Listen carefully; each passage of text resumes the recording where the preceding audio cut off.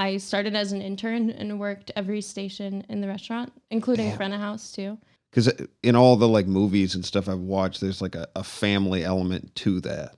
All my sous chefs currently that work with me and my head chef are easily best friends / closest to family I've had in the city. I mean, what is that drives that? Is it just like close quarters, or you guys have to trust each other? Or? It's everything. I mean, I've worked with these guys since I was 17 years old now. I've started, so I've started with them since I was a kid, and moved to a new place. Exactly. And some of them have been here since my first day at the restaurant, and most of us got promoted to sous chefs together. So there's like, they're my family. I've been with them since I was 17. They've seen me grow up into a chef, but also like an adult person, which has been crazy for them, I'm sure. Yeah. And I'm with them like 12 hours a day, 5 to 6 days a week.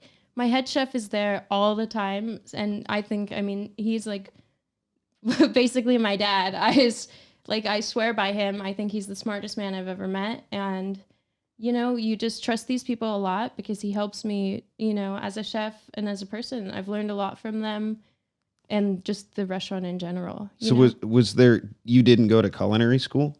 No, my school was at the restaurant. Yeah. I started as an intern and worked every station in the restaurant, including front of house too. So I served, hosted, all that. And then I fell in love with the kitchen. I fell in love with the kitchen. I think you've been okay so far. I don't think you said anything that Yeah.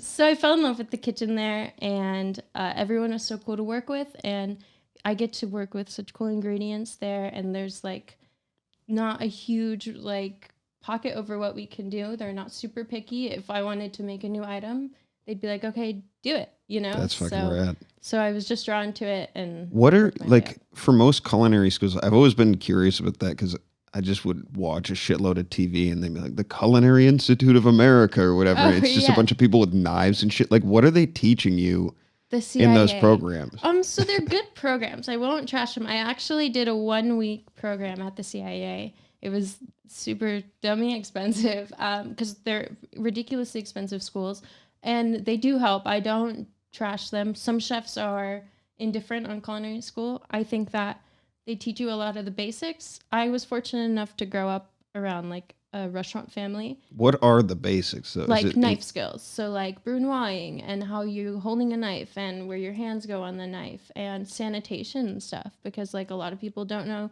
you can't leave chicken out on the counter for a certain amount of time, or how eggs are stored, or like basic stuff and you would think people would know.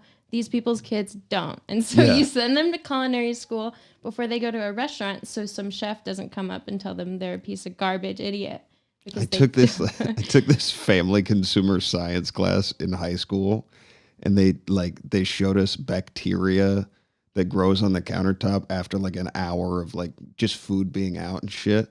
It was like black lights and you could see it was the grossest shit I've ever seen. And like there's just so much, aren't there like tapeworms and a lot of pork? I don't know about pork. I try and stay clear of the meat side of things. Yeah. But I know fish has a lot of parasites naturally. Not all fish, but some pods do. Just naturally. You don't eat meat? I do eat meat. I don't eat a lot of red meat. I eat a lot of chicken and a lot of fish. I worked at a steakhouse for 4 years, so I'm kind of like good on red meat. Yeah. I'll eat it if it's in front of me, but I won't like reach for it. What's the like meat that's like super red meat that's super small? Is it Wagyu? Or Wagyu A5. What is the deal with that? Like, why is it so popular? Well, because it's super not exclusive, but it's expensive and it's kind of hard to come by. We get ours from Japan sometimes. Actually, scratch that. We don't get them from Japan anymore at all. Yeah. I don't think we have in 3 years. We get ours from all over the world. It's like all over the world. Let's be I don't even know where we get them at this point.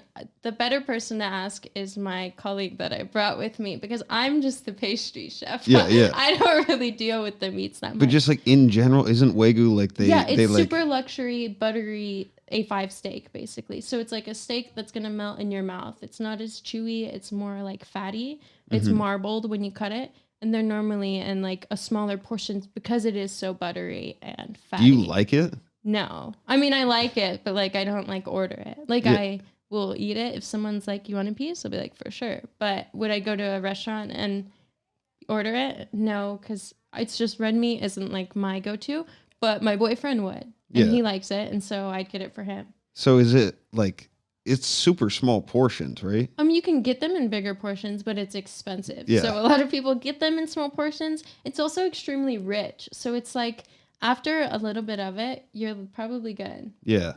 Hey, if you like that video, make sure to hit the subscribe button and follow our page for new weekly content.